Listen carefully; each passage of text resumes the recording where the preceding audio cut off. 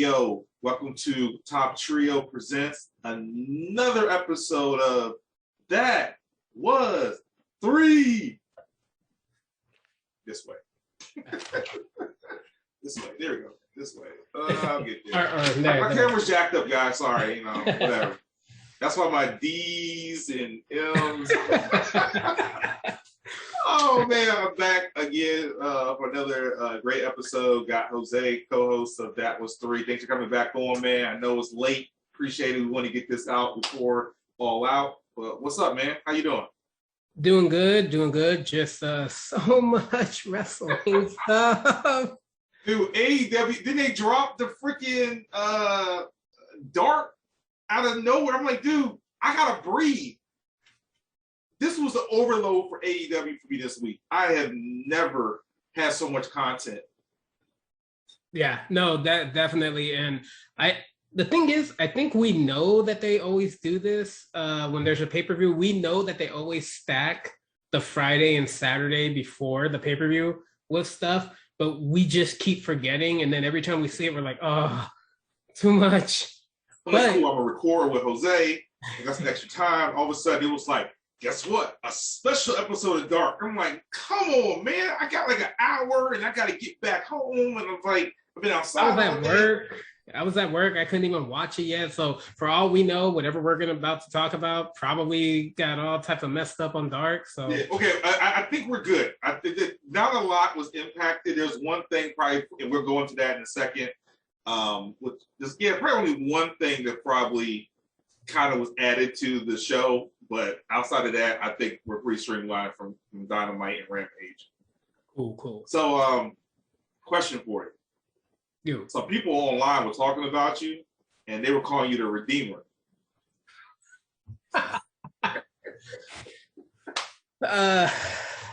Yo!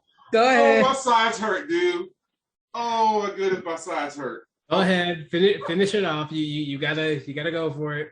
Well, you guys, I called you the Redeemer. Now, you got something you want to tell them? So they called you the Redeemer? Well, yeah, they want me to be the Redeemer. Well, they can redeem these nuts. All right, yo. Oh man. God. That was the cheesiest line, but the most perfect response, though. Eddie Kingston, dude. I'm sorry. Right now, nobody can really compete with him on the mic. There's maybe like a handful of people throughout all the promotions that are up there with him, but good God, that was the best. That was the best thing about Rampage was came out there. Eddie, like they were like, okay, here's your mic. Just just don't pull a caster, but have fun. Yo, let me tell you, Miro is fire on the mic, and Eddie is just helping him out. This dude said last week, he's like, I am God's champion. I'll never go down. The only time I go down is on my wife in the hotel room after a win. Who's right? Like, and that's what Tony Khan said this week. There is no creative department. Everybody creates their own lines, their own stories. I'm just like, they just sitting around just throwing stuff at a wall until it sticks. It's like that scene from South Park on how Family Guy picks something where they throw the dart. Oh yeah, and then Brian makes it work. Brian's doing it. Yeah, that was great. I mean, it made perfect sense. So I'm not gonna really go into Dark, but it's gonna go to our next topic. But the first contest outside the buy-in, I'm not really worried about the buy-in right now. We can talk about that later. But the very first match, I guess, is going to be the Casino Battle Royale for the women's #1 contendership, right? Yeah. I'm pretty sure that's how they're going to start the night. Yeah. So there was a young lady who wrestled on Darkness. I want to add. Her name is Sky Blue. Yeah. She wrestled against what's her name? Red Velvet. And Sky Blue is from Chicago. So in that match, Red Velvet got booed the whole match, and the crowd was cheering for this girl. They literally was so loud cheering for this girl. So then after the match, they're walking out, and Red Velvet's talking to her, and Tony Khan stops them. Said, hey, Sky Blue, you had a really good match with Red Velvet. She was like, oh yeah, I did. Oh, you want to come be part of All Out and be in the buy-in? And she's like freaking out, crying, and because like she didn't know. And Tony's like, cool. Tony Khan's like, cool. Come on, let's go in the back and talk about it. And the whole crowd is behind this chick. It is going to be so loud because I feel bad for the other women's wrestlers because the Chicago crew is going to be behind this chick so hard. Yeah. I see what Tony Khan's trying to do, but it's going to be tough because now you got Punk you worry about if he wins or loses. Then you got to worry about this chick. You may ruin the match if this chick loses because she's going to be the favorite. But get into the Casino Battle Royale. This was supposed to be the buy-in. Things happen. It's now part of the show, which it should have been. I think the women's division we talked about before, when the greatest thing they did was the women's eliminator tournament, which was fantastic. So let's talk about it. Let me throw out the participants, and then you can let me know how you feeling about this. So we got Nyla Rose, Thunder Rosa, Jade Cargill. You don't know if everybody knows if you watching Rampage and Dynamite, they got some beef going on. So the Bunny, Big Swole, Julia Hart. Julia Hart's yours. Tay Conti, Diamante, Penelope Ford. Keep going. Red Velvet. Hikaru Shida. Amy. Sakura. That bitch. Jade Cargill. Kiera Hogan. Love this chick. I'm riding her. I know she ain't gonna win. Abaddon. The great Layla Hirsch. Kylie King would be a heck of an upset.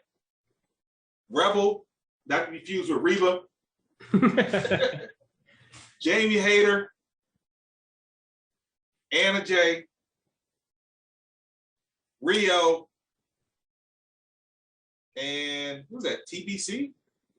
That is the you know how they do with all the battle royales. There's always one person. The Joker. The Joker. Yeah, the Joker. Well, according to what I just saw earlier, that's why I have my PC monitor right here. I'm doing the same thing.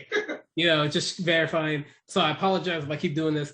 Apparently, what's her name? Crap, I just saw it and I can't find it. Apparently, Julia Hart was taken out of the battle royale. Yeah, so they set that up. So I don't know what happened, but they played that on Dark. So Nyla Rose and Jade Cargill, they have some partnership thing going on. Yeah. And Julia Hart won her match and she went backstage. They put her foot in the metal chair and Jade Cargill came down, pow, cracked her ankle. I'm sure there's more to the story, what was going on with Julia Hart, but yeah. So, well, if that's the case, then that might be why what's her name, Sky Blue was put into the match, maybe. Probably. Because the big rumor for number 21 is that it's Ruby Soho. Yeah.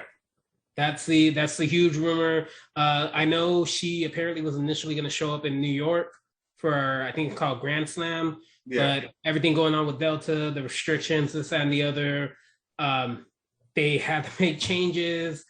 So obviously, apparently another change happened too. Somebody else might show up. Oh yeah. Oh. Yeah. So that match. So I know the Casino Battle Royales get a little bit of flack because of the overall format. You know, you get 5 contestants for each suit. They come out. Then you have the last one being the Joker. Yeah. I kind of get it because there have been times in the past where I've watched and you see all 5 people walk into the ring and it's like, you know, if I were one of those 5 people, I'm coming out there with a chair and knocking out the other 4 before we get to the ring. I'm just saying. And then the fact that like in the beginning days, the battle royales, the casino battle royales were really hectic, and the cameras did not know how to properly follow them. So they used to be a little much back in the day. You know, but they have improved on them. The fact that this time they're really just saying, hey, this is a women's battle royale, I think that's great, because remember before Rampage even kicked in, Kenny said himself he wanted the women to start getting more airtime. So yeah, definitely makes sense. I mean, it sucks that Andrade and Pac can't wrestle tonight, but hey, that's cool. We can, put that somewhere else. That way we can actually build more and not just little teases within the span of 2 weeks. But yeah, let the women actually be on the main card, even if they're the first match. Let them get a decent amount of time, because usually the battle royale gets close to about 30 minutes. Yeah. So let that happen. Honestly, this one, Go ahead and be biased, man. Well, no, this one, I feel like if I want to say a heel could win, but the problem is Britt Baker is a heel. She's just getting cheered like she's a face, but she's still a heel. And like, I kind of want to say I could see Anna Jay winning, but I don't think she needs to be put into the title scene instantly. No, not yet. She's got to come back. She's got to have a few matches. She got to get that ring rust off of her. Obviously there's probably going to be some moves where when she does them, she's a little hesitant because, she's coming back from injury. It makes sense. Honestly, if Layla Hirsch were to win this, especially after her match at the NWA one, that match was fantastic. If they let her win, I'm cool. Let's go. That's great. Any of these other women though, to be perfectly honest, a lot of these women winning isn't a bad thing. The only ones that I would say probably don't really need to win because it just wouldn't make much sense would be like Rebel. Dolly doesn't need to win. The Bunny, Big Swole. See, that's my thing. I hate to say this. I think they may give it to the Bunny. The Bunny has. I don't. Maybe I'm tripping, but over the last 2 months, the Bunny has been on every single Dynamite. She's always on TV. I mean, I know Ty and Britt doing that thing, but the Bunny is wrestling every single week. She's always wrestling. And I like Bunny's got this huge push out of nowhere. I don't know what sparked it, but she's been wrestling and she can really wrestle. I mean, but every single week for the last 2 months, go check it out. She's wrestled every single week. More than half of this roster. I mean, Nala never wrestles outside of Dark. Thunder Rosa wrestles a lot on Dark. She didn't really wrestle on Dynamite. The Bunny's here. She wrestles on Dynamite, and Big Swole doesn't ever wrestle on Dynamite. I mean, there's a lot of people here that I'm like, I hate to say it, man. I don't want to see Bunny win, but I because you want the Bunny to win, have her face Britt early, and then set up the Arthur Ashe show for Conti versus Britt. But they should have done Conti at All Out, and then did Statlander at Arthur Ashe, because Statlander's from New York City. Yeah. That would have been perfect. But like we talked about before, and I was sharing this with somebody else online, I guess whatever happened in New York, fast forwarded a lot of ideas they probably had. Yeah. And Statlander, I had no clue that that's who Britt was going to fight All Out. Like I thought it was Conti because her and Rosa were like 2 and 3 for a while, and then Conti took that unnecessary loss and dropped down like 3 spots. But I would like Colin King to win it just for the hell of it. What the hell? I mean, let Colin just win it. I mean, like the one good thing about AEW when it comes to introducing a new uh, new wrestler in the senses of a battle royale, they don't always win when it comes to the battle royale, which is you know, yeah, you know, oh, but that's a good thing though, because you know, a lot of times, anytime somebody debuts, you're always like, oh, well, they're gonna win their match, you know, because they're debuting. So like, if Ruby Soho does show up and she's the Joker, the 21 spot, I would like for her to win, but if she doesn't win this battle royale, it's cool, it's great, because again, like we literally just said, there's so many different people on this list already that could win it. So to let her win just because she's a new person, you know, new person in the company, it's kind of like a, well, you really didn't have to do that, guys.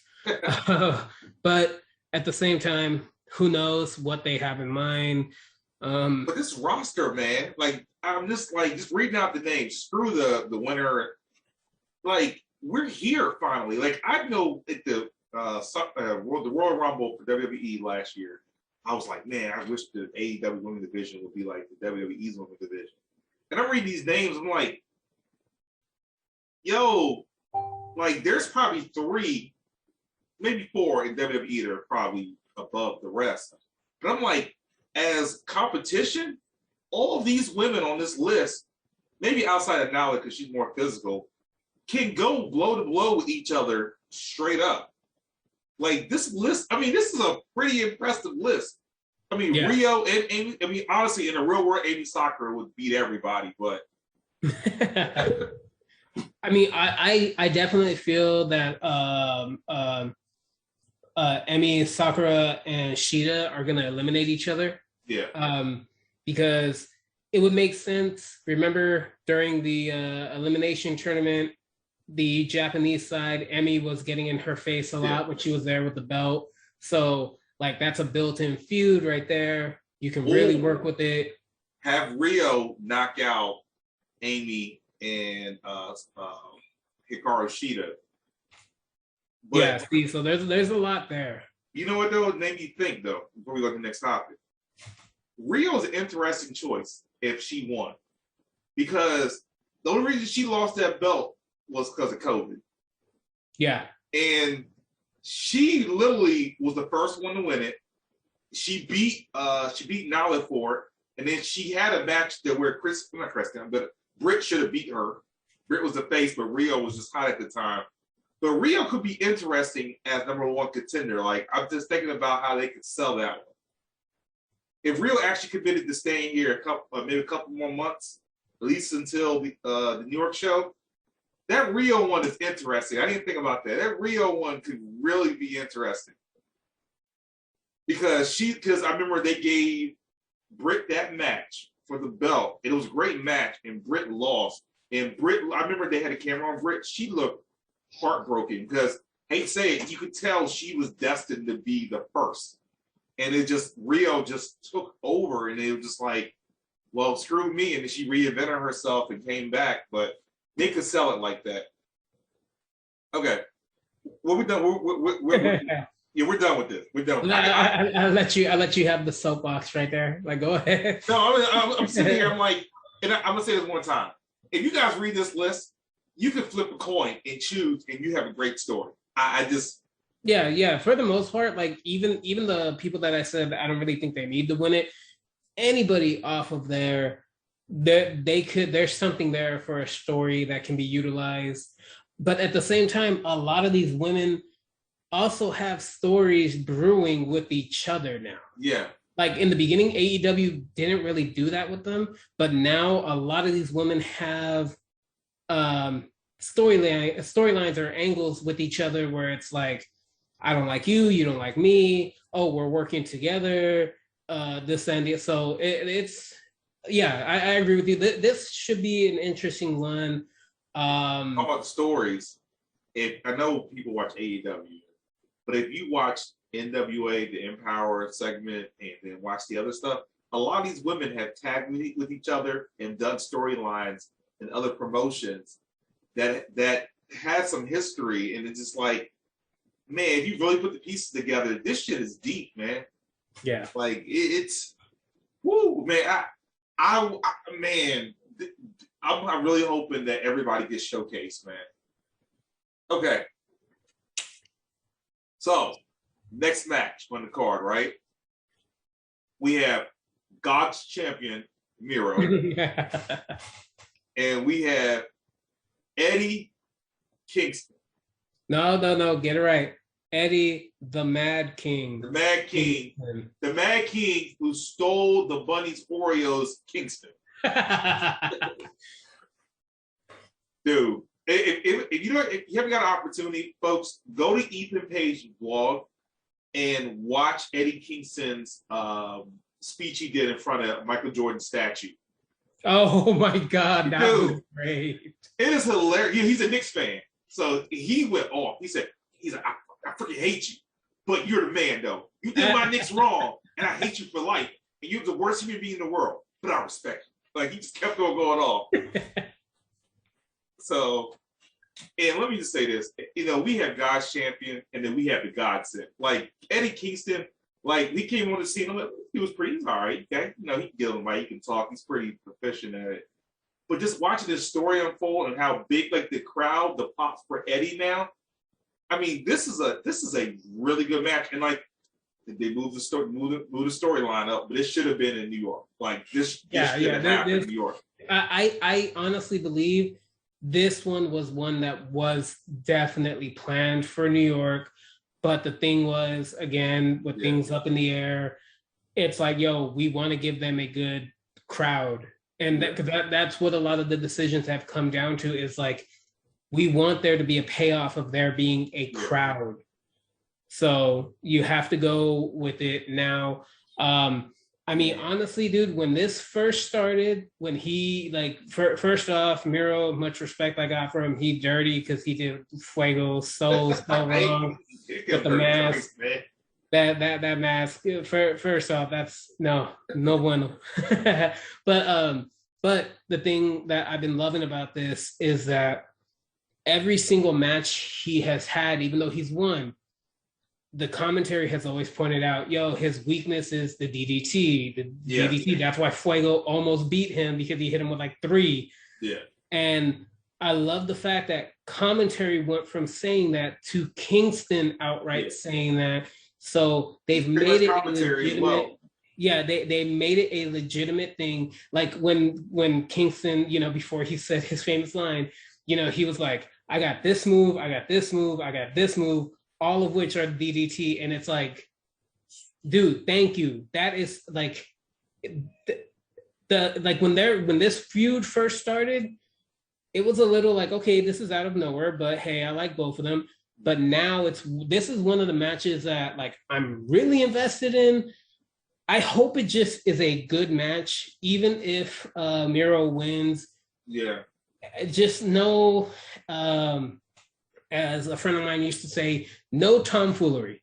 Just if it's gonna be a dirty win, let it be a dirty win where Miro uses the belt. Don't let it be a dirty win because somebody runs in or something like that. Let them win. Let whoever's gonna win, because if they cheated themselves, or it was a clean fight. Like if that happens, this is a contender for, I'm not gonna say match of the night, but I'm gonna say contender for surprise of the night. Yeah, I mean, in honesty, these two massive human beings, and I'm with you. This is my top. This is my favorite match of the night. I'm not even going to deny it. This one right here is the one I'm invested in because I absolutely love everything about Miro right now. I think that he's just he's filling the part. He's killing it. The stuff with Fuego, showed him his fight with Lee Johnson. This is who he is as a person, and his kayfabe stuff that he's doing outside the ring. I don't know if people see this interview. Like, people ask him questions, and he's telling them, "No, you suck." I said, "I didn't do anything wrong. You're the person that didn't like it. That's your fault." Yeah. So, I mean, the dude is just killing. And then Eddie Kingston, to see him go from heel to, I guess, wherever he is, brawler or whatever he is now, and it's just, man, I want Eddie to win this. But like, what I'm hoping is just the TNT belt. The AEW championship doesn't really ever go anywhere. But I want to see the TNT belt change hands. Like, it should change hands. It's what the belt was, like you talked about before. Darby and Cody defended it every single week. Miro's like every 3 weeks, maybe. I mean, Miro didn't defend the belt for almost a month and a half. Hey, but I at least like the fact that with Miro, he's calling out his challengers. I like that too. You know, that kind of balances it out a little bit, because you know, you think about it, if you're playing it up that you're calling out people to challenge, you're not going to do that every week, because you know you're quote unquote studying your opponents in between. So you know, like if you were Miro, you'd call out, like, you know, you call out Eddie Kingston. Jose, you know, you know, like you do that. So I like the fact that they're doing that. Again, for me, this is potentially the surprise match of the night. Only reason why I say why I'm not saying match of the night is, come on, there's other matches on this card. Like, yeah, man, I could do a 3-hour podcast on Miro versus Eddie Kingston, man.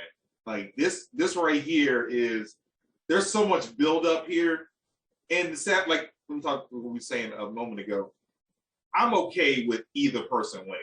Yeah, no, that 100%. Yeah, I agree with you, man. Whoever wins, I'm gonna be happy, unless it's like some type of interference thing. Yeah.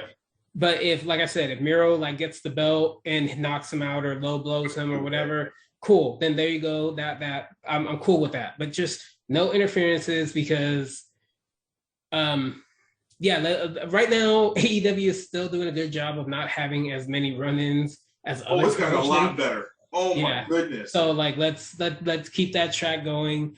I'm more than willing to bet at least one of these matches on this card. 1 or 2 are gonna have run-ins, and that's fine.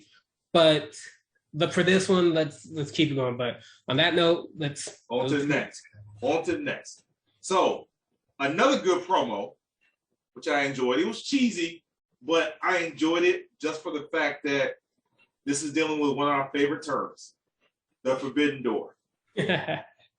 Moxley put out some feelers. The people he wanted to fight were in LA and didn't want to fight him and went home. But Satoshi Kojima was like, look, let's fight. Moxley doesn't give a damn. Moxley's sleeping on this cat, though. So I don't know if you saw the promo, but I saw Moxley was seriously sleeping on this cat. I'm like, he was like, he said, you're going to kick my ass? He's like, yeah. You going to kick my ass at All Out? Yeah. Dude, like, honestly, that, look, if they're going to use Moxley to bring in these Japanese guys to fight one-on-one, and then exactly. If they're going to use him to be the one that they use to pull other people from other promotions, do it, run with it. It makes sense. It keeps Moxley away from the belt, but still gives him a big purpose, because this match, I mean, he is, as of right now, he is the only person that can fight Kenny. I mean, there's really not. I mean, you don't want to put Punk out. Like, Punk and, let's be honest, Punk and Cage, even though they're going to try to downplay Kenny a little bit, we'll get that. Moxley is the eternal rival for Kenny, period. Yeah. Until they hype up this Hangman thing, but Moxley and Kenny will forever be imprinted in history forever. So, but yeah, I feel you on this. He can be the Forbidden Door. They should maybe change his opening theme to something dealing with a door or something, you know. I mean, I like his Wild thing, and it goes back to Hardball's movie, Hardball's Part 2. It's the same feeling or whatever, Hardball's Part 2, but I'm just like, I don't know, man. I really like this, but I think Moxie's gonna lose, man. If he loses, okay, remember, like I said, don't want too many run-ins. But if he loses, I want it to be because somebody else from New Japan. Oh, I'm cool with that. I'm cool with that. Yeah, let that be the case, and let it. I hate to say it because I like Moxley, but let him get jumped and get his ass kicked. That's been his thing. He's been getting his ass kicked. Yeah, like let it happen.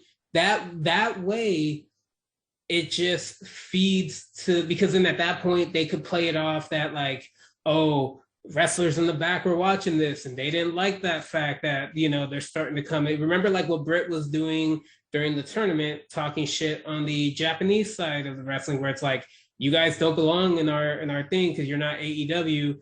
And it's like, Britt, half of these girls could beat the shit out of you. You might want to stop. Yeah. But like the way that they played it up, where she was really like, you're not AEW. You don't deserve to be here. Like what she did with Rosa. Like that. That's why that feud. That's why I believe they're saving that feud. Yeah. But anyway, not to get on that because that's we can go on that. But this, yeah, like honestly, this is just going to be a painful match. There's somebody's gonna. There's not gonna be any wrestling in this match, man. No, there isn't. There isn't. They are gonna hurt each other. It's gonna be like pretty much like a standard Moxley match where you're just like yo, turn it down. You at 12, we need you to be at a 10. It's gonna be a good old slobber knocker. Like there's not gonna be in. There's not gonna be. If I see a suplex, I'll be surprised, man. Yeah, and then for a fact Jericho is going. Not only is he going to hit his finisher, but he's going to hit the lifted one where he lifts them in the air and then drops them. So it's the only way that I think that would really get Jericho. Sorry, saw his name. Moxley is if Satoshi somehow got him to tap out. Ooh. Moxley dude, that would be the most degrading. That would break his character down so much. The fact, because then at that point he just wants revenge. At that point, and like if you go for it, like that, Again, there's so much potential with him being the forbidden door, not just saying, "Oh, we open the door." Like, no, be like, "I am the forbidden door. You want to come in? You got to go through me first." But I would like. And this is a dream thing. I doubt it. He takes the L. He taps out. Satoshi dips to go back to Japan, right? Moxie goes to Japan after him. Oh, that would be great. And then have AEW do matches for him in Japan. And he just goes down the list. He's pissed off, knocking on doors. You next, boom. And he does all his matches in Japan, but AEW's there. Use that warehouse they did before the women's match. The one, the wrestling dojo. I can't remember the name, but that would be a perfect spot. Dude, he could be there, do it for a month, go down the list. Nobody from Japan has to fly over here. That's a lot of people he has to go through in Japan. He goes there, look, he fights Satoshi again, beats him there, and then says, "Who's next?" And just starts going down the list. And then have that big match that he wants here back in the States. Oh yeah, no, for sure. Okay, so we go on to the next. So we have the alien, Chris Statlander. Welcome back. Way to kill the women's division in like 2-3 months. Like it's insane. She looked better. I think she looked better now than she did before. Yeah, 100%. Yeah, and then Britt Baker. Let's see. There you go. It's D. No, I'm gonna do it. Oh shit! How can I do this joint backwards, man? We'll have to do one day. We'll have to do a live stream where it's just you attempting to do that. No, what I'm gonna do is I'm gonna turn my camera around one time, and I'm gonna do it right. I'm gonna be like D M C. I'm gonna get it. I'm gonna be like, yo, Rick Foley did it. I'm gonna make sure I have the graphics and everything, dude. It's gonna be so hot when it's done. That's gonna be the day. That's gonna be our final episode without final. Yeah, correct. You're just gonna be like, look, D M D. Look, I did it on my first try. No, see, you're in a different type of setting. You got a different type of camera, and you're on the West Coast. Time and reality is different. 3 hours. You're 3 hours behind me, man. Like my day is already over. Your day just beginning. Like I can see the sun coming up where you are. Nah. So Britt Baker, DMD versus Chris Statlander. Honestly, we know Britt's winning. Yeah, Britt's and I've said it before. That kind of makes it to where I really don't care a lot for her matches. Yeah. Because I know the narrative and again, I am not in any way saying that she is bad. She is not bad. She's, if anything, she has improved since the first days. She has massively improved. And so she does deserve to have that belt right now. She really, really does. Yeah. But when you grow up watching wrestling and you know how the narrative in wrestling works, you know how the storylines go, we know she's not winning. We know the reason. We know Statlander's not winning. We know the fact that Britt beating her is for a reason. It is because of the fact that it's like, it's just going to give Britt something else to hold over people's heads that she beat Statlander and ended her winning streak. Yeah. You know, and so like this match will be good. Yeah. It will, but it's just kind of like we know where it's going. They could always turn around and surprise us, and if they do, well then damn that. I don't see it. That, you know, but you know, yeah, that's it's not going to happen. If she happens to win it, I honestly feel Britt will win it back this upcoming week. I think it would be a quick handoff just to say, hey, we gave her the belt. Britt challenged her on Dynamite. People go freaking wild. It was in Cincinnati. Done deal. I'm waiting for a Conti versus Baker. This is the appetizer before the match that I'm looking for. There's no reason why Conti's not fighting her at All Out. And I'm, you know, like you said, we talked about, goes back to what we talked about. Statlander's from New York City, New York, or from wherever, New York. Should have been Arthur Ashe. They moved it up. Conti took an unnecessary loss just because, and I just, I'm not happy. Like, don't get me wrong, Statlander has earned the right, you know, welcome back award, most improved. The girl's phenomenal, like better wrestler than she was before. It's not your time yet. It's not your time. Britt's top of the world, and AEW will be dumb to give her her belt. Hey, if you want to give it up for 4 days, fine. Do it for 4 days. Let me create some buzz. Britt does some promos. Beat her. No, actually, you'll probably wait to Rampage. That's Britt's show anyway. Yeah. Have the title. Oh, there you go. Have a title match on Rampage. Where he gets the title back, Rampage numbers go ballistic. The end. I mean, it's not a bad idea, to be honest. Yeah. I mean, copyright, Jose and Rick, copyright, copyright all that. Okay, so I don't know how I feel about this one. I mean, this probably could have been the buy-in or just a Dynamite match. There's a lot invested in it. Question: do you have your? I keep on hearing like a. Yeah, I keep trying to close it, but like my freaking computer is fighting me on that. That is Tony Khan telling Jose he's taking our ideas. Yeah, Tony Khan was like, "Guys, shut up." Yeah, stop telling them the stuff that we're going over that's not true. You know, I didn't say it was going to happen. I didn't say it wasn't going to happen. You know. Okay. The Big Show, no, that's a slave name, sorry. All White. Oh, yeah, we don't talk about, that's a slave name. Yeah. He said that, not me. He said that. The guy on that, the other. Don't put it on me. We know, hey, you know I'm not lying. Okay, Captain Insano. There you go. That's who he should have came out as, Captain Insano. Captain Insano. Versus QT Marshall. So, I mean, trust me. I put it to you this way. I feel 100% what you said at the beginning. This should have been the buy-in. This really should have been the buy-in, because that buy-in match is actually, I mean, I know what 4x4, man. Yeah, that buy-in match. I mean, you know, gonna kind of segue real quick.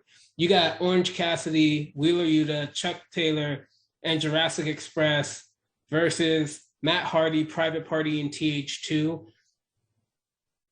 And then you have Paul White and QT Marshall. Which one would you realistically, if you were fan booking this, which one would you realistically put on the card and put in the buy-in. Granted, we all know that the buy-in, you put a solid match there to get people to buy the pay-per-view. Yeah. But Paul White is a big draw. That could have gotten people to be like, oh, well, damn, you know. But yeah, I'm 100% with you. I'm not really invested in this. This is a great nostalgia thing, but it's my whole thing with QT has been his faction's the Factory, right? Yeah. So the Factory versus the Nightmare Family, but it's really only ever been QT versus the Nightmare Family. It's never been the Factory. Yeah. And so this match is about to be the Factory versus Paul White. Well, right, and it's kind of, you know, yeah, and it's kind of like a okay. I mean, I guess if QT gets the win, that'll be nice. I mean, look, I'm honestly just saying let's just go to the next match because let's go to the next match. I honestly, I really don't think the crowd is going to be that behind this match. They will be behind Paul White because it's Paul White. Yeah, they will be behind him, but the match as a whole, I really don't think they're going to be behind it at all. I think it's going to be a horrible match. It shouldn't go longer than 5 minutes.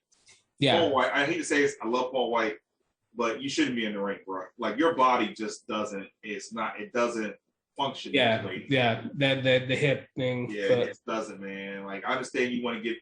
I mean, what it should have been, and what I would have been okay with. We're going to the next match. Let this been a retirement match or something. QT, look, you beat me, QT, I retire or some shit. Like. Make that, add a little something to it, but this is like, ugh, like I hate to say it, like I'm not invested, like, and I hate to say this, I like Aaron Solo more than I like QT Marshall. I think Aaron Solo needs to push at some point. Yeah, him and Camarado specifically, like they need it, but it is what it is. I don't dislike QT. He definitely has put it work in on his matches, like the bull rope match. Oh, with Cody? Yeah. You know, like when him and Dustin. Dustin did it, yeah. That one did it. Yeah, that like they put work in on it. So I'm not saying he's bad, but it's just like this. I really just okay. Next match, man. Yeah, let's move on. Let's move on. I can't. Oh man, this. Tony Khan, he got to eat that one, man. He got to eat that one. Okay. This is my. I would say it's probably a tie, but it's probably my number 2 most look forward to match of the night. The Steel Cage AEW Tag Team Championship match. The Young Bucks versus the Lucha Bros. Cero Miedo. Let's go. This right here, we talked about this. We already know who's winning, right? We in agreement? Yeah. We in agreement? Oh, okay. Yeah. If but real quick, if the Lucha Bros don't win, then we riot. We riot.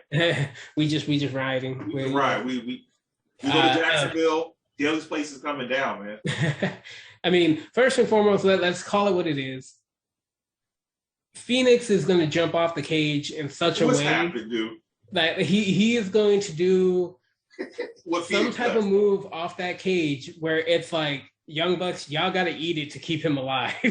y'all got to take that hit to keep him alive. Do not injure yourself to where you can't wrestle next week.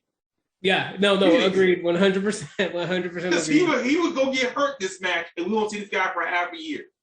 Exactly. So, like, no, honestly, the history that these two teams have is great.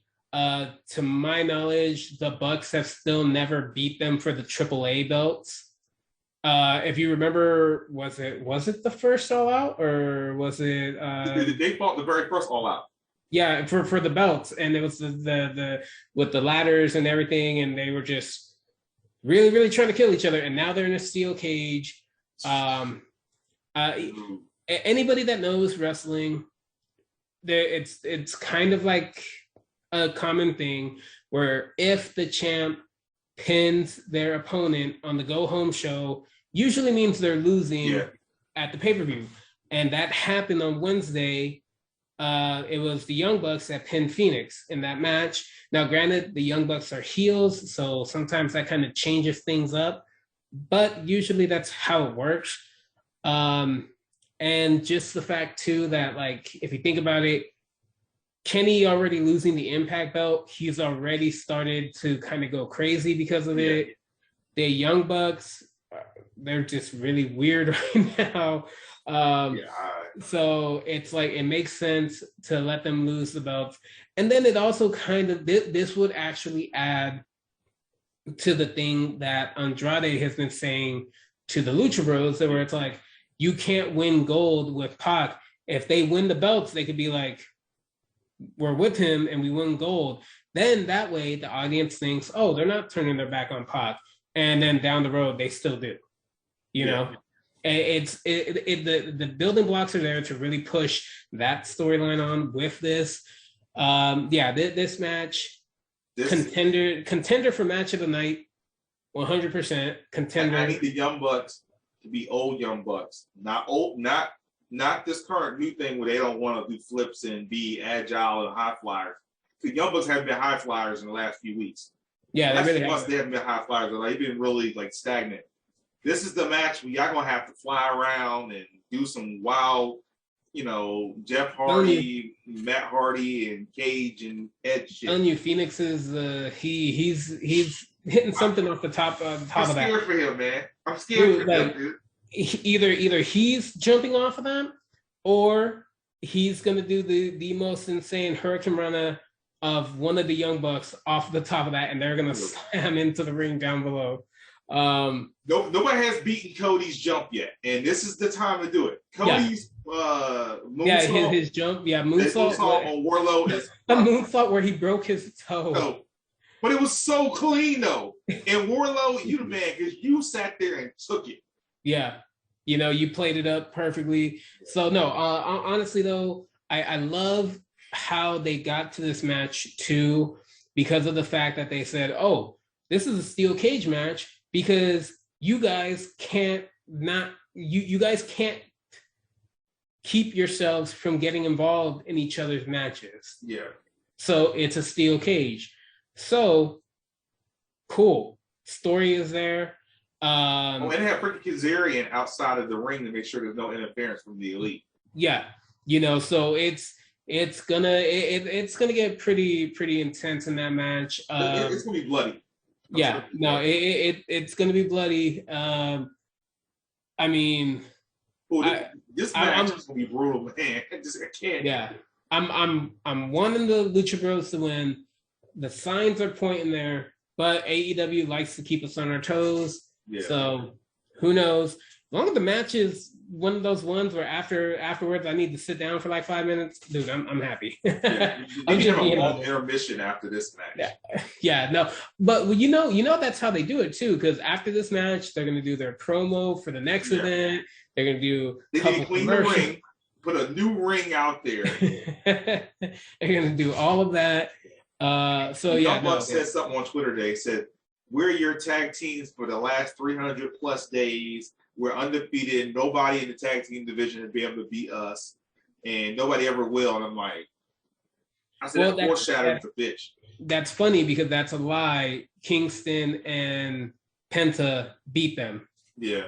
So it's like, it's like, come on, y'all. We all saw it. They beat you. If you guys got opportunity, the Young Bucks do something funny. There's people who listen to this. Every week they change their bio to something ridiculous. Yeah. They're like 6'3" wrestlers, and I'm like, you guys are not 6'3". Oh, and I will say this. We all know they're gonna do it. They're gonna try to yank the mask off. But Penta has already shown why you don't do that, because he's like, dude, I just wear another mask. Like Kakashi. Under my mask is another mask. What I need is the loudest shot on Matt Jackson. Just need glove off, and I just need the loudest, like even louder than Matt and Mike Sydal. I need you to slap the shit out of Matt Jackson. Like, dude, everybody needs to feel this slap. put the Oh no, microphones in the yeah, ring. yeah. There's definitely this match, the way that it's been building up and the way that it's been going, and yeah, this is they're gonna do their high flying stuff, but they are gonna hit just as hard. Yeah. Matt and Nick were taking a break after this. If they lose, they're gonna go on hiatus for a little bit. I can see it happen. I think all the MVPs are gonna be rolling out. It looks no, and then I've been reading stuff like that too, but let's not pull back the curtain too much. Yeah, I just got this feeling, but in the notion for story and everything else, we're gonna stay here. But yeah that's okay. On to the next. Everybody's gonna be hurting after this match. There's gonna be a lot of bruises. Okay, so I think we got 3 more matches. Yeah, 3 more. Yeah, 3 more. Okay. I think this was a little forced. I really don't want to see them wrestle again, but Chris Jericho versus MJF, I'm kind of over it. I know they're trying to milk it. I don't know I know they added a stipulation, but they could have done that in the last match with the 5 laborers. Yeah. I think it would have been great to have that added into there. Look, on the 5th labor, if you lose and there's no Judas effect, you're done here. I don't know how I feel about this because I don't feel that there's any build up to this. Like, they fought multiple times and Chris has lost, but it's like if Chris loses again, I don't know how to feel or think. Like, I don't know what to say if he loses again. The reason why I think Chris is going to win this match is because of the fact that, and again, I can't remember if this was before the 5th labor or after, where he did an interview where he said people will not know when his final match is. Yeah. That it's just going to be a match. He's going to lose. Nobody can think nothing of it. And then he's going to be gone. And then for suddenly to make a match where he puts this as stipulation, like, dude, you're not losing. you're not losing. That doesn't mean that you're going to continually wrestle right afterwards. You're probably going to, take a little time off, kind of relax, whatever. But you're not losing because storyline wise too, it also makes sense. MJF beats him 3 times. He's like, yeah, I beat you. But then Jericho can turn around and be like, yeah, you beat me 3 times, but the one time that it needed to count the most, you couldn't get it done. Yeah. I still showed why I'm still, Jericho, because the most important time that you needed to be able to beat me, you couldn't do it. And, that is what it is. I was going to say, because I don't know, like I kind of feel like I'm with you. I'm definitely wanting to see MJF go off and go against other people at this point. I really think the Punk thing is a definite.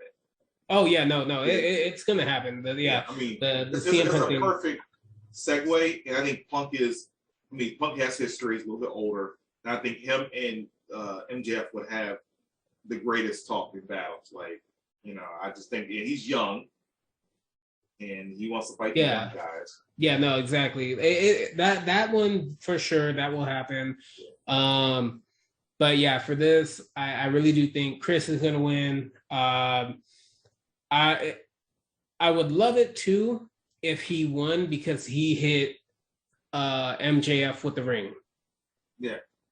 Just to kind of add that little bit to it.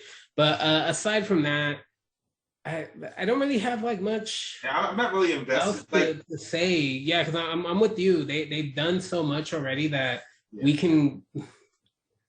Unless he's throwing him off the top of the building. Payback, like he literally threw you off the top of the cage. At that point, like that's degrading enough. There's no other like you could beat him with the Judas effect, Walls of Jericho, but I'm like, he threw your ass off of the cage, bro. Like you gotta beat his ass, like straight up. Yeah. I mean, I don't know, like that's all I really have to say. So okay, next. Okay. What the whole world and Chicago and everybody else is waiting for. And before I go into this, shame on you, Chicago, for one reason. And I don't know if you're going to be talking about Dark spoilers. I know you ain't seen Dark yet. Oh, you're fine. Go ahead. Okay. So at the end of Dark, CM Punk comes out. And he talks to Jungle Boy and Luchasaurus. And everybody's singing Jungle Boy song. And it's like, oh. And Punk's like, that's pretty cool that you fans sing everybody's song. You sing my song, sing his song, you sing Jericho's song. Okay, so it's my job to close out the night. I guess they want me, AEW wants me to close out the night. So he said, I want to thank you, and thank you guys at home for watch AEW and bring the positivity and everything else. He said, so you got to sing songs, right? And they're like, yeah, we're going to sing songs. We're going to sing a song. And it goes off like, starts like this. Thank you for being a friend. So, and nobody in the crowd knows the words. Jungle Boy is like, he's like, Jungle Boy, you don't know the words? Everybody, I'm sorry, Jungle Boy is too young to know the words to Golden Girls.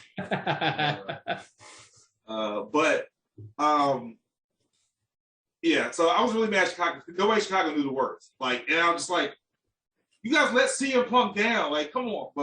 Well, I guess now he's losing the Derby. Yeah, I mean, well, Golden Girls is pretty old. So that's what's going to happen. I mean, we know the lyrics, but Golden Girls is pretty old now. So. And their demo probably doesn't meet the Golden Girls age, It's 18 to 49, but yeah, it is what it is. Okay. So, this last thing before I go to this, CM Punk with Luchasaurus, like, you know what? He's like, people I want to fight in the back. You're not with him, Luchasaurus. Jungle Boy, I'm gonna kick your ass. I was like, and so yeah, but yeah, going into this match, CM Punk versus Darby Allin, perfect build up, even from 2.0 and Daniel Garcia and Eddie Kingston and Moxley and Sting and Tony Khan, everybody involved in making this happen. Cool points, you use our Oscar. Everything to build up this match has been ideal. One of the best build-ups I've ever seen. Like everything you're saying, true. This is a match where obviously the writing's on the wall. We know who's winning. Yeah. I mean, dude, they're in Chicago. You're not going to cause a riot. Because people will riot because of this. Darby and Sting will die in Chicago. They will kill Sting in Chicago. But the thing is, like, this match, like, obviously this is potential match of the night. Like I said, the cage match is a contender, but this one is probably going to be the match of the night. But the thing is, and this is something that I think the fans, I hope and pray that they understand, is that this is not a squash match. No. CM Punk is going to get beat up a little bit. Yeah. They need to understand that. And don't start booing Darby. Yeah. Because they started booing Hikaru Shida with that when Britt Baker, and I want Britt to win, but come on, guys, you gotta be better than that. Like, do not boo Darby. Like, please don't do that. Yeah, exactly. Like, you guys gotta you gotta understand what the story is. Yeah. Punk has said himself he wants to see if he can still hang. So yeah, obviously Darby is going to beat him up.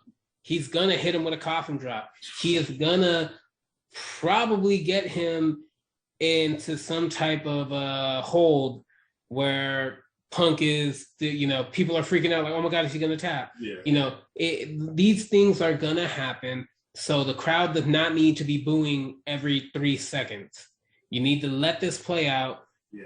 It is perfectly fine to like both of these guys because they are literally about to give you potentially the match of the night. Like you said, you gotta let Punk work and get himself together and get used to wrestling again. Yeah, like I feel it's gonna be ugly at first. It's gonna be really ugly. Oh it's gonna be. They're gonna do the typical stare down. They're gonna do Darby gets some type of reversal roll up. And they're gonna do Punk picks him up and gets ready to do to the GTS, and they break away from each other each time, and they stare down. They're gonna do the mat work where it's flip, flip, flip, armbar, this and the other, and then they pull away from each other, and then the crowd's cheering, and like we know how the format's gonna play out. And it sucks when you hear the format, because then you're like, oh well, then I don't need to watch the match. But it's like, we know how the format's going to play out. Y'all just got to let it play out. I think if Punk does a tope suicina, the whole crowd's gonna lose. Oh, dude, yeah, he does that. He does his elbow. He does that. He does his elbow. He does anything from his MMA side like that. That's gonna be somewhere where people are like, oh shit, he really can. So like the match, like, dude, let's just be realistic. This match is gonna be great. Yeah. And there is something that I want to point out. I have a sneaking suspicion that Daniel Garcia in 2.0 might try to come out. They keep saying it. They're not let this match happen. Exactly. And I feel like, what's going to I have a feeling like you want to have this match happen. You want to have CM Punk have his moment, and then you want it to be believable why he's getting jumped and why Darby can't do anything, because after this match, they're getting jumped. Sting, either he comes out or he was taken out in the back. Cool. So there's only one other person that could come out and help him. That's the rumored Daniel Bryan, because word is he's showing up at All Out. Word that is apparently the thing. He is showing up. He does. That crowd, they're probably gonna have a heart attack. the lights are. I mean, Jiren Goku 2.0. Yeah, like that. That's gonna happen. If it doesn't happen there, like, I guess I can say this right now. If it doesn't happen there, I don't want it to happen during the championship match. This is why I don't want it to happen during the championship match. Daniel Bryan's contract is for fewer matches and for him to go to Japan and wrestle. Yeah. When you're a champion, you don't really have the ability to have fewer matches, or else you're going to be Brock Lesnar. And if you're Brock Lesnar, I don't want to see that. Like, I'm sorry if I hurt somebody's feelings. I don't like when Brock. I don't like when Brock holds the belt, because he doesn't fight. He doesn't wrestle, and when he does, it's just. People used to rag on John Cena for only having 5 moves. Brock only has 1, the stupid suplex. So it's like, well, 2 suplex and then the F5. But so it's like, I don't want to see that. I don't like seeing that in wrestling. Yeah. And now don't get me wrong, Kenny has not defended the belt all the time either, but he has title defenses under his belt, so to speak. When he's not wrestling, Kenny makes sure that he's on Dynamite in some capacity, causing a stir up, causing problems. Exactly. And the way, from everything I've read, Daniel Bryan's contract is just fewer performances overall. And you know what? More power to him. The dude has the right to. He's up there. He has that right to request that, not just because of his skill level and what he's done, but also because of the injury he came back from. Yeah. Like, you got to be mindful of that no matter what. So my theory, and we talked about this too. Outside that was 3. Darby, I think Darby turns heel. I think it's his time to turn heel. And I really feel that 2.0 will actually is henchman. I got a feeling. I just don't know what it is. It's like they've been together a lot. I know they've been fighting and jumping, but I just got a feeling that Darby's going to turn heel, and these guys are going to have his back. He's going to have his faction. And I can see that. I mean, if he turns heel against Punk, he'll be a legit heel. Like, we don't have to worry about, hey guys, don't boo or don't be an asshole because it's Darby and fighting Punk. But if he legit goes heel, then you win the crowd, you staple CM Punk as this glorified guy that he already is, and he took a bad L. It's a Cody and MJF moment. And Darby and 2.0 and Garcia. I mean, that would just be a hell of a faction, though. Oh yeah, no My goodness. And CM Punk, you are bad at keeping secrets. Let me just say this. You talk about Daniel Bryanson, and he told everybody a couple weeks ago, oh, you gotta wait a little bit longer for that guy. So he got asked by Renee, Moxley's wife, oh, what's your dream match? Oh, me and Daniel Bryanson versus the Young Bucks. Dude, what the, like, come on, bro. Like, be quiet. Like, why are you doing this? Stop talking. You stop doing that. Like, stop. Like, come on, man. Like, just be quiet. Like, you're ruining this, man. You're not helping me. I want to be mesmerized. I want to be excited. I want to be like, oh crap! But you just well, the thing is though that I mean I'm with you though. Like I would like to be surprised, but we also live in a day and age now where the surprises don't exist anymore. You know, somehow or another, it's always found out. I mean, think about it. They could have legitimately tried their hardest to keep Punk hidden from showing up on Rampage that first night. Yeah. People would have still found out. Like, and you know, you just got to play it up. Punk is one of those guys that he does know how to play it up, though. He does know how to turn it around and be like, hey, well, you know, blah, blah, blah, I guess. and the thing is, like, fans will eat it up. But I'm with you, though. Like, it would still be nice to have a bit more of a surprise. Yeah. I think that's why if you look at this card and you look at how it's structured and the matches and everything and so forth and who's fighting who, I know I said for this one, it could be where he shows up. But with this card, it is actually a little difficult to see where the hell Daniel Bryan could show up. Hell, since he said he wants to have matches in Japan, he could show up during the Moxley Satoshi match. I actually want to see Moxley and Daniel have his. Exactly. So it is one of those things where, like, yeah, they could kind of be like, oh yeah, he's gonna show up. But unlike, like the thing is, like with CM Punk, they couldn't hold him for the end of the night. They couldn't. The crowd would not have let that happen. No, ain't no way. Daniel Bryan though, and I'm not saying he's any less than Punk, but Daniel Bryan, the fans are not as rabid. Yeah. You know, they're not as rabid as they are for CM Punk. So I feel like this one is definitely the one where they can kind of toy with it a bit, and you really don't know when he's coming out. But who knows? That aside, just come out in the yes shirt and everything's good. Come in the yes shirt. Chicago would freaking lose it. Like it just okay. Just gonna get a shirt that says maybe. Yeah. But maybe. Or just no. No. Okay, so we can agree in this match, something weird something out of the ordinary is going to happen in this match. We can agree on that. Yeah. And hands down, again, match of the night, more than likely. I will be like, I'm like 90% sure this is going to be the match of the night. But it had, what pisses me off, and I know, we're going to the next one, which is Cage versus Omega.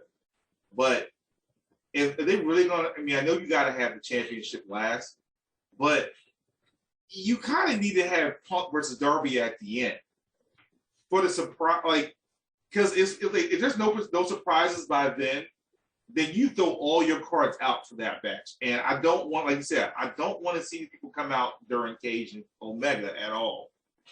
Yeah, and no, at this point in time, like, the run-ins, the distractions, whatever. Yeah. We really don't need that anymore. Again, I know that's all stuff heels do, but we really don't need it anymore. Yeah. Not for this feud. Okay, we're gonna move on to the next. This is I even think it's something the what happened to fall out from this match. I even think that bleeds over to the championship in some capacity. Okay, so let's go. Okay, last match. We have the AEW champion, Kenny Omega, with Don Callis by his side. Make sure I add that with Don Callis and the Good Brothers and Brandon Cutler and the bloody Young Bucks will probably all be in something. Like this match is going to be a catastrophe, man. I just okay, but Kenny Omega versus the Impact champion Christian Cage, championship match, probably last not match of the night. I don't know, man. You know, like we talked about, you had to give him the Impact belt to make it interesting. And I don't know. Like I just think that going into this match, I think Darby and Punk's gonna take so much out of the crowd and probably myself. And I'm hoping that Kenny still has that draw because Punk is taking so much. Because like even now, people look at Kenny as a dud right now. See that's why I think they are gonna do this to where this is not the last match of the night. I do think it's gonna be CM Punk because of the fact that, like you said, the crowd is going to give everything for CM Punk and Darby. Yeah. And if there's a match after them, the crowd's not going to have anything left to give. Yeah. Cage, you know, like, because Kenny is here. Don't get me wrong, Cage is a great wrestler, but Kenny's got to bring it here to make a great match. And I don't know if they're going to be able to compete with Darby and Punk on that type of level. I don't think Cage's a great wrestler, but I don't think his body and his physique will be able to hold up to a match of Darby's and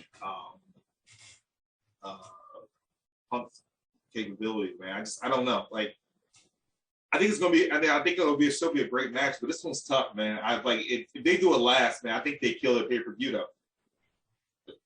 I really think that you heard the pay per view doing it last. And it's not like I'm trying to talk about this match, and it's like, I don't know what to say because it's like, you know, it was a swerve. We're supposed to get Hangman. Hangman had a dip, and we get this, and it's still gonna be good. But it's like, I'm like, the Cage still have that draw, man, and it's Kenny Omega. I don't know. I think Cage has the draw. Christian, because he's Christian. He will always get people's attention. I think the match will be good because, again, there's the history of, hey, I beat you and I took the Impact belt from you. You know, screw you, Callis. You know, Don Callis. This and the other. The only real issue that I have with this match is that, good God, is there going to be so many damn interferences from you know, Don Callis, Brandon Cutler. Because Kazarian is going to be. Kazarian is going to be the MVP of the whole night. He's going to be trying his best. running back and forth. He can be doing laps around the ring, dude. Yeah. But it's like, you know they're going to do that. And I hope they don't, but, you know, probably will. This match will be, and I know I always say this about a lot of matches, but I think it's going to be pretty good. I think it's going to be pretty solid, but like, do I think Christian is going to win? No, not entirely. I think there's like a 20% chance he wins, 15 at the most, with 85 being Kenny, because, you know, there's other storylines they want to do. There's other things. And again, I think we talked about in one of our videos where, like, it would make sense for Christian not to win, so that way he can then kind of dip over to Impact for a while, do some matches there, get some feuds going, and just really kind of help build that card. It would actually be pretty cool if, when he dipped over there for a bit, he took a couple people from AEW with him. Yeah. You know, and kind of they don't have to be like a faction. It's just like, yo, this is AEW that's here, you know, and just kind of like do that to get some matches going, get some feuds going, because we all know, maybe not this year, especially because of how things are, probably sometime next year, maybe near the end of the year. Those happen. There's going to be a crossover pay-per-view with multiple promotions. They're going to hype it up like it is the biggest thing in the world, because it probably will be the biggest thing in the world. And we're getting like a 2-night event, you know, matches that are mixed from all the companies.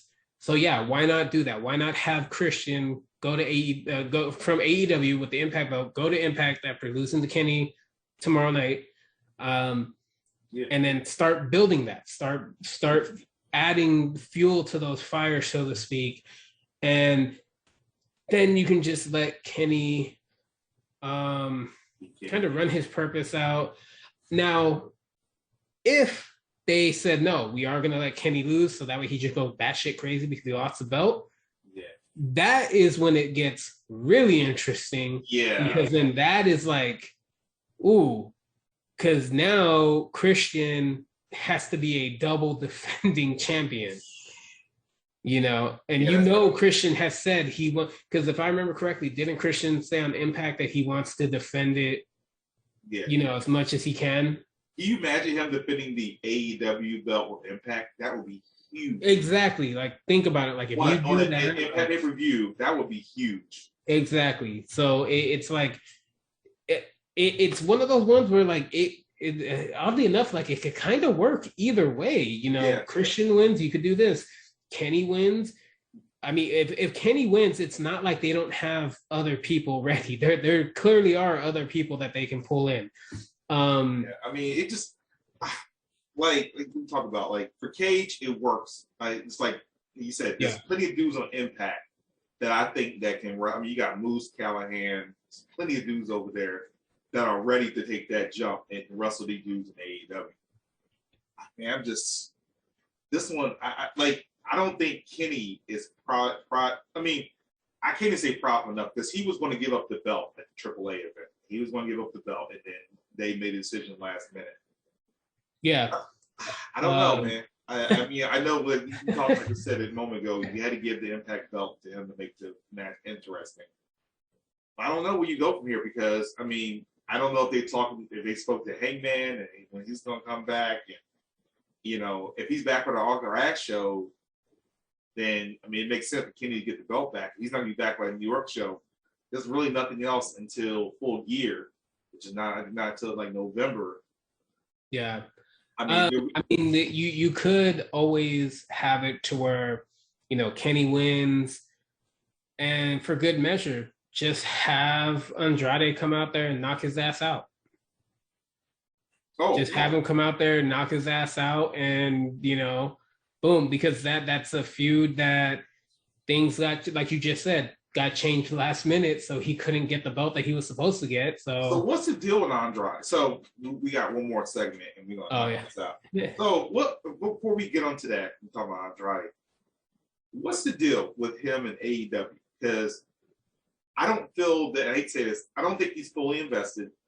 And the game was when he came in is that he has to do work and build up his numbers to fight for the championship.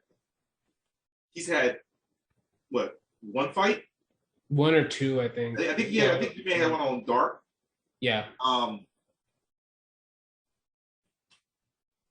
mean, but the honest part is, I wouldn't put him on Dark to put up his matches. I wouldn't put him on Dynamite against other people squash. At this point, he needs to be fighting the heavyweights. Like, I mean, I don't want to waste my time watching Andrade fight these lesser guys. He just fought Kenny when you know in Mexico. Everybody saw it on YouTube. Why would I want him to fight there in Black on Dark? Like, I wouldn't care. I think right now, well, just recently, I think it was the fact that like he had obligations with that one promotion with him, El Patron, and oh my God, I forgot the other guy's name, but there was like a really, really heavy triple threat match. Then, you know, he had AAA, and, you know, he, to my understanding, I think he's working on trying to set up like his own promotion in Mexico with a couple other guys. Yeah. So like, it's one of those things where it's like, look, we're going to bring him out now. And, you know, I'm guessing the contract was like, kind of like what a lot of them have, like, you can go do other things. Just remember, you're prioritized to be here. But I think maybe his contract isn't that. Maybe his contract is, yeah, you can go do other things, but it's not a necessity for you to be here. However, I'm willing to bet it's one of those like, but if you want a belt, then yeah, you got to start fixing it to where you're here more. Because we can't, like you said, we can't do this one match a month thing and get your numbers up. It's never going to work. And yeah, like you just said too, fans, because a lot of people tuned in and watched it on YouTube, the match between him and Kenny in Mexico. Like a lot of people, fantastic match for they watched it. So you're 100% right. How do you go from a match like that to him? And this is no disrespect to Baron Black, but like him facing somebody like Baron Black on Dark or Dark Elevation or even Rampage, like you don't do that. It doesn't work. So I think him coming in was the best time, but the problem was it was like, crap, he does have a lot of obligations elsewhere. So I'll tell you what, come in, we'll give people a little bit of a tease, a little bit of a taste. Yeah. We'll do your other stuff, get all that done. But once you're done with that, we need you to be here now to really start making it valid for you to be in the picture for stuff. I will say this though, if Eddie does not win the belt against Miro, Andrade go for that belt. Yeah, give it to him. Yeah, Andrade go for that belt. Let him get that belt.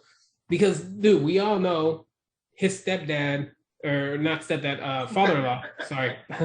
His father-in-law is supposedly going to be rolling in AEW with him.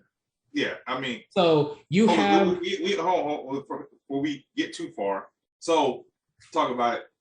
Supposedly there's one more match. Oh, yes, yeah. One more match.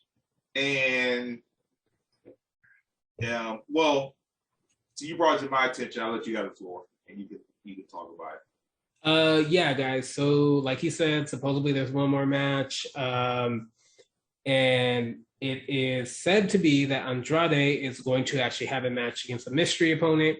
Oddly enough, earlier this week, Sammy Guevara threw it out there. Yeah. You're looking for an opponent. I'm going to be at All Out. Let's be real. That happens. That's just a gift we didn't know we were going to get. Like, that literally. Yeah, wow. Yeah. I mean, Sammy doesn't have no buy-in matches. Sammy's in Chicago, not doing anything at all. Like, not a buy-in. There's no men's battle royale this time around.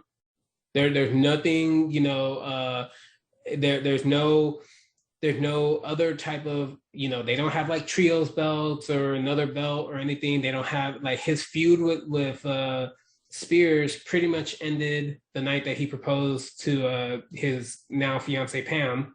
Yeah. So yeah, but the thing is, like, don't let him burn out, because right now Sammy is kind of on fire right now. Yeah, like him and like what's it called, Proud and Powerful this past Wednesday, like, good God, like those Lucha Bros need to get the belts so we can get the proper feud going, because that's a feud that I've been waiting for. We need that feud. We need that to happen. But yeah, anyways, so why not use him?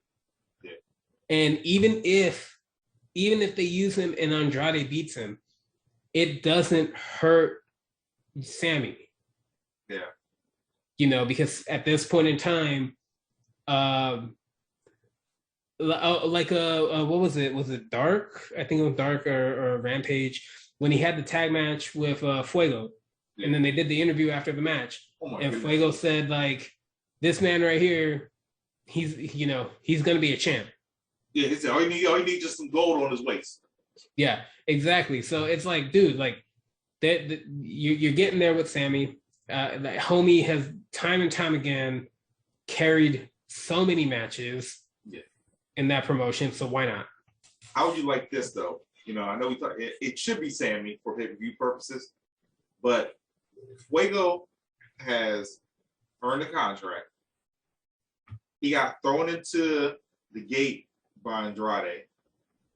Oh, yeah. Have Fuego in a pay-per-view in Chicago against Andrade. That crowd would be, Fuego has to lose. Yeah, 100%. But the crowd would, you understand how loud the crowd would be? It'll be louder for Fuego than it would be for Sammy. I hate to be that. They don't cheer Sammy. They cheer when he comes out. They'll cheer for him to do moves and stuff.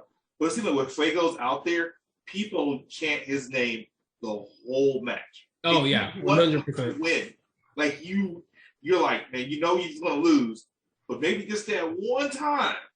I know, maybe he'll get that one win, and then there you go. I'll be honest, I'm not even looking at the fight. I'm looking at Fuego's ass, so that's the only thing I'm looking at.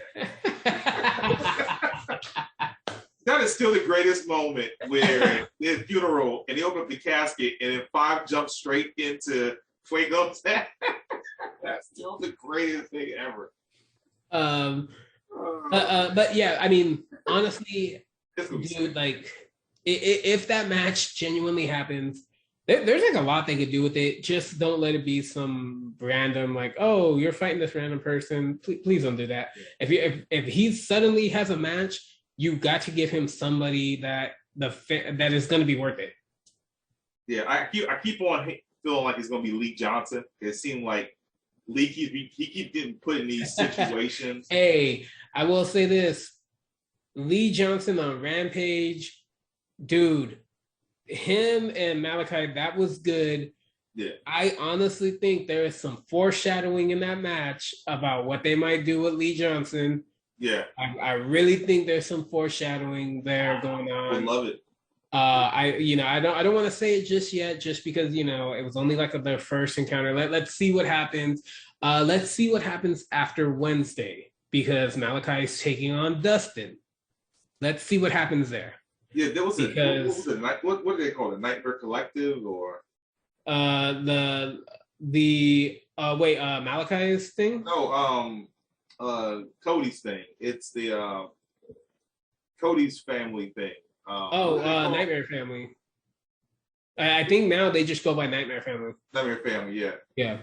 That shit's dead, man. It's and again, like I said, they had the perfect thing to where it could have been the Nightmare Family versus the Factory, but it was only ever the Nightmare Family versus QT. Yeah. And don't get me wrong, QT is great, and he plays up being a heel perfectly, but he cannot carry that by himself. You have people like Aaron Solo, you have people like Camarado, you have dozens of other people. I mean, I don't know if you saw the episode of Dark. One of the women from the Factory popped out and powerbombed this dude that Joey Janela beat, and it's like, dude, like you have the people there. Like, why is it QT versus the Nightmare Family? No, this should have been the Factory versus the Nightmare Family. Then that feud would have been legit, but it's not. Like I said, it just became QT versus them. Yeah, and that's kind of like how it's staying. And now, yeah, that's why I said, like, even the Factory, like the thing with Paul White, even that's just kind of, even that group is just kind of fizzled out. They've done nothing with it. And I know people are complaining like there are too many factions, but you don't understand. Outside of WWE, factions are what help get more talent screen time. I mean, HFO was the greatest thing ever. I'm sorry for factions. Like, dude, and I know people don't like HFO, but I think it works. I think it works. These guys are where they need to be at right now, and their household names just based off of Matt Hardy's brand. Yeah, exactly. Like it's working. People expect things to work like instantly nowadays. It's like, nah, dude, you got to let it slow build. You use the faction to do that. You get enough of the factions in there, it will slow build and it will pay off. But I mean, yeah, the Factory and the Nightmare Family, I'm kind of over both of them. Well, all these factions are going away. If those two, it looks like the Inner Circle is non-existent anymore. I mean, they don't do nothing with the Inner Circle. The Pinnacle, they don't do anything with that anymore. I like the fact that like the Inner Circle, when they first came out, yeah, they were like jumping people left and right, doing this and the other. But now they've become a thing where the Inner Circle shows up when they need to. Yeah. But other than that, like, they each of them do their own thing. So I kind of like that. I kind of like that. It's kind of cool. It's like, hey, I'm okay with that. Like, as long as they're getting to actually do stuff, cool, go for broke. Because it looks like Sammy and Fuego about to do their tag team thing. And that looks like that. Proud and Powerful are finally getting airtime. Yeah. Goodness. I guess Jake Hager is doing stuff over in MMA or UFC, wherever. Last time I heard was doing MMA training or MMA. Yeah, I don't know. Well, maybe that's the case. We all know Jericho. I mean, his tour. Well, his touring thing might be delayed now because of things. And honestly, Jericho, he's now definitely getting much better at the commentary thing. Although I know he always yells a lot, but I think it's probably because his years of performing, his ears are kind of, like performing with his band. Yeah. I think his ears are kind of like shot a little bit. So that's why like he yells. What I did like in this last Rampage, and I like how they changed it up now, you got Mark Henry strictly doing. That is perfect. Him doing those. And one thing I saw said it best, like, every time Mark Henry chimes in, he chimes in and it's kind of like to solidify a fact. Yeah. Whereas Jericho's there to kind of hype up or over exaggerate something, but Mark Henry is there to solidify it. And then you have, who's the third? Big Show? Is it Excalibur's not there, is it?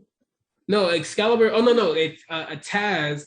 Taz throws in the numbers, but Excalibur's the one that keeps them grounded, so they don't go and go over each other. And this past Rampage, I honestly think they did a much better job. And I know, really, I know this was only like their fourth one, but still, like in comparison to their first one, where they were just like all over each other. No, now I think they figured it out. I think they figured it out. And I'm liking it. I like it because it works. Mark Henry doing that interview with the two panels and he's doing everything, dude. That works. So like, dude, she just called you a bitch. What are you going to do about it? Well, I'm going to beat her ass. Okay, well, this person or this person is next. Head out to the ring, girls. Yeah, exactly. But the thing is though, it's like it works. Yeah. And it kind of honestly adds like a weird sense of legitimacy. Yeah. Where it makes it feel like almost like every fight is a big money fight. Yeah. Dude, their format for Rampage, I absolutely love it. And I need more, man.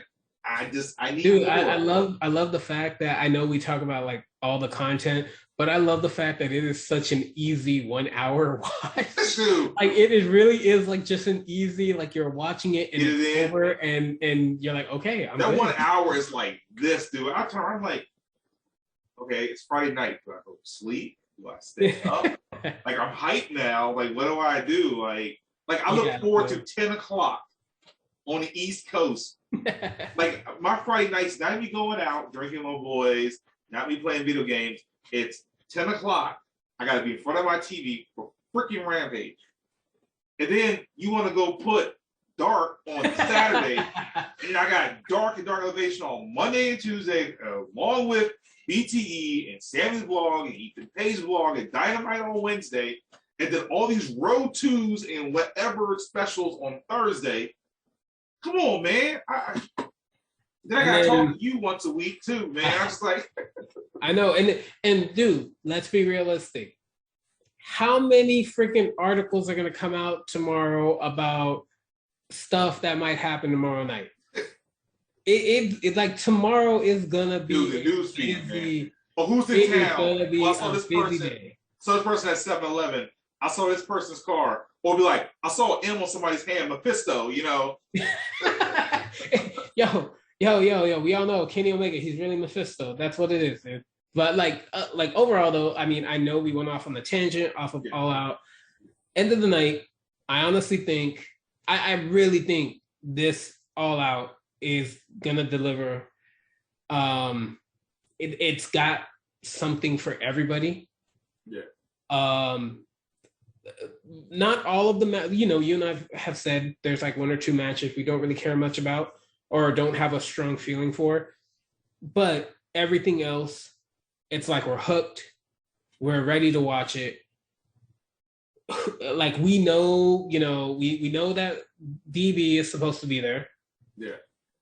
Then there's Ruby Soho, and then that's not even including their, potential, baby showing up, or hell, dude, there's even rumors of Braun Strowman showing up. Yeah, I mean, there's so much, and even the Iconics, who are now called, I think, the Inspiration. Yeah, I heard about that. There's like so many rumors. It's one of those things where, like, dude, this good God, like, it's, I'm so glad we have to wait till Wednesday because I'm gonna need Monday and Tuesday to recover.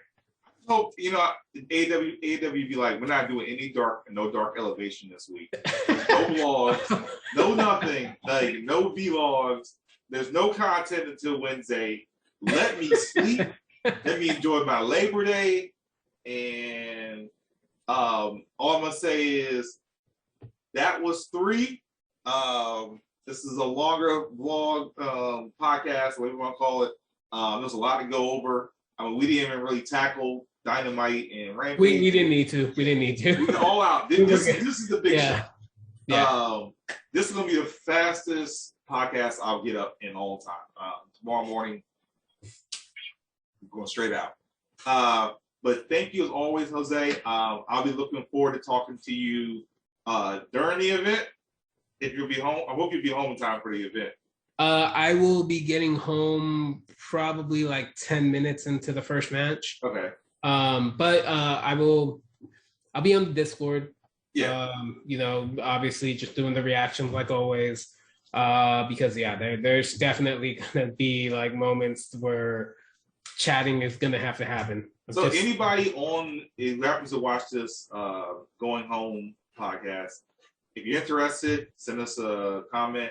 We'll give you the link to our Discord, and you can talk to us while we're hyping and yelling and getting frustrated over the Paul White match. So